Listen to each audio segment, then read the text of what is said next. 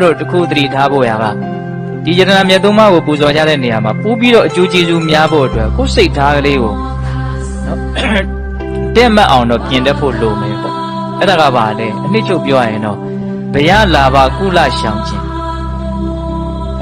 ဘယလာဘကုလရှောင်ခြင်းရှောင်ရမယ့်အရာ၃ခုနော်ဘုရားရှိခိုးတော့မယ်ဆိုတိုင်းအဲ့ဒါလေးရှိရမယ်ဘယဆိုတာဘာပြောအောင်ဆိုဘေးဒုက္ခတစ်ခုခုကနေလွတ်ဖို့ဆိုတဲ့စိတ်နဲ့မလုံးနဲ့တဲ့ဟုတ်လားလာဘဆိုတာတစ်ခုခုစီးပွားရေးတိုးတက်ခြင်းလို့တစ်ခုခုရကျင်တဲ့စိတ်ကြောင့်လည်းမလုံးနဲ့တဲ့ကုလဆိုတာကိုယ့်ရဲ့အမျိုးအနွယ်အဖေမေဘိုးဘွားတွေလက်ထက်ကစားအစဉ်အဆက်ဒီလိုလှုပ်လာလို့ကိုယ်လည်းဒီလိုလှုပ်တာဆိုပြီးတော့ညံမပါဘဲနဲ့သူများလိုက်လှုပ်လို့လိုက်လှုပ်ရတဲ့အနေအထားမျိုးလည်းမဖြစ်စေနဲ့လို့ပြောတယ်အဲ့တော့အဓိကဘာလို့ဆိုလိုတာတော့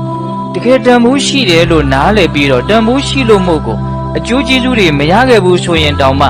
တန်ဖိုးကိုနားလည်ပြီးတော့တန်ဖိုးရှိလို့မို့ကိုမျက်နှိုးလွန်းလို့ကိုမျက်နှိုးတာပါဆိုရင်ဟာဒီရဲ့စိတ်ကပိုးပြီးတော့ဘာဖြစ်လို့